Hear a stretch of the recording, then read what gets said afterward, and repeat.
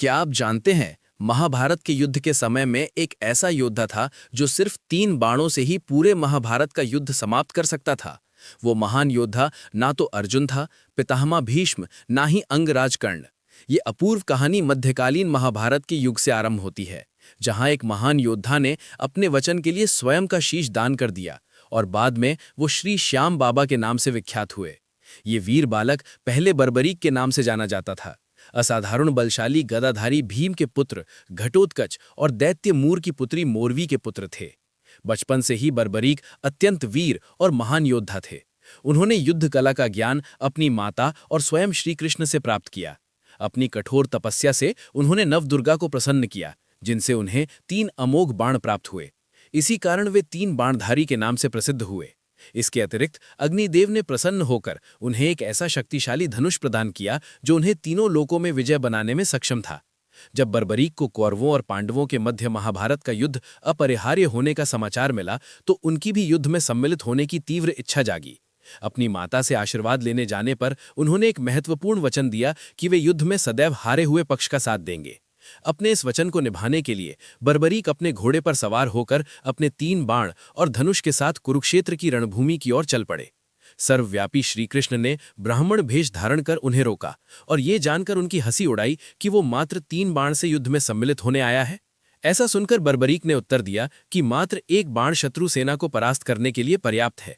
ये जानकर भगवान कृष्ण ने उन्हें चुनौती दी कि इस वृक्ष के सभी पत्तों को वेद कर दिखलाओ। बर्बरीक ने चुनौती स्वीकार की और अपने तून नीड़ से एक बाण निकाला और ईश्वर को स्मरण कर बाण पेड़ के पत्तों की ओर चलाया। बाण ने क्षण भर में पेड़ के सभी पत्तों को वेद दिया और श्रीकृष्ण के पैर के इर्द गिर्द चक्कर लगाने लगा, क्योंकि एक पत्ता उन्होंने अपने पैर के नीचे छुपा लिया था। बर्बरीक ने कहा कि आप अपने पैर को हटा लीजिए, अन्यथा ये बाण आपके पैर को भी वेद देगा। बर्बरीक के इन वचनों को सुनकर उस ब्राह्मण रूपधारी पुरुष के चेहरे पर एक गूढ़ मुस्कान फैल गई। श्रीकृष्ण ने धीरे धीरे अपना पैर हटाया। जैसे ही उनका चरण हटा, वो बाण शांत होकर पुनः बर्बरीक के तरकश में लौट आया। उस क्षण कुरुक्षेत्र की वायु स्थिर हो गई, मानो स्वयं काल भी सांस रोके देख रहा हो। श्रीकृष्ण ने गंभीर स्वर में पूछा, हे वीर बालक, यदि तुम युद्ध में उतरोगे और सदा हारे हुए पक्ष का साथ दोगे तो क्या परिणाम होगा? बर्बरीक ने बिना क्षण भर सोचे उत्तर दिया, हे ब्राह्मण देव, जो भी युद्ध भूमि में दुर्बल होगा मैं उसी का साथ दूंगा, यही मेरा वचन है। श्रीकृष्ण की आंखों में अब हंसी नहीं अपितु गहरी चिंता झलकने लगी। उन्होंने समझ लिया कि ये वचन स्वयं धर्म के संतुलन के लिए सबसे बड़ा संकट बन सकता है। यदि बर्बरीक युद्ध में उतरता तो पल पल हारता पक्ष बदलता और उसके साथ साथ युद्ध का पलड़ा भी। अंततः संपूर्ण पृथ्वी पर केवल विनाश शेष रह जाता। तभी श्रीकृष्ण ने अपना वास्तविक स्वरूप प्रकट किया। दिव्य तेज से दिशाएं प्रकाशित हो उठीं। बर्बरीक अपने घोड़े से उतरकर भूमि पर नतमस्तक हो गया। उसका स्वर कांप उठा, प्रभु, मुझसे कोई अपराध हुआ हो तो क्षमा करें। श्रीकृष्ण ने करुणा भरे स्वर में कहा, हे वीर बालक, तुम स्वयं अधर्म नहीं हो, पर तुम्हारा वचन अधर्म का कारण बन सकता है। इस युद्ध का अंत नियति ने पहले ही लिख दिया है। यदि तुम इसमें सम्मिलित हुए तो धर्म और अधर्म का भेद ही मिट जाएगा। कुछ क्षणों का मौन छा गया। फिर बर्बरीक ने दृढ़ स्वर में कहा, यदि मेरे वचन से धर्म की हानि होती है तो मैं स्वयं को बलिदान करने को तैयार हूं। प्रभु, आज्ञा दीजिए। श्रीकृष्ण की आंखों में क्षण भर के लिए वेदना चमकी। उन्होंने कहा, यदि तुम्हें मेरे लिए अपना शीश दान करना पड़े तो क्या तुम तैयार हो?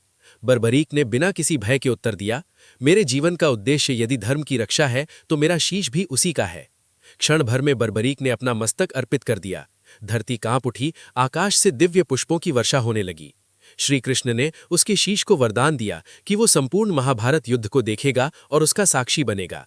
वही शीश आगे चलकर श्री श्याम बाबा के नाम से पूजित हुआ। श्रीकृष्ण ने कहा, हे वीर, तुम युद्ध में नहीं उतरोगे, पर तुम्हारा नाम युगों युगों तक अमर रहेगा। जब जब भक्त सच्चे मन से तुम्हें पुकारेंगे तुम उनकी सहायता करोगे। और इस प्रकार 3 बाणों से महाभारत को समाप्त करने की शक्ति रखने वाला वो योद्धा युद्ध भूमि में नहीं उतरा, पर धर्म की रक्षा के लिए स्वयं को इतिहास से भी ऊपर उठा गया। यही कारण है कि आज भी खाटू की भूमि पर एक वीर का शीश नहीं बल्कि त्याग, वचन और भक्ति की अमर गाथा पूजी जाती है।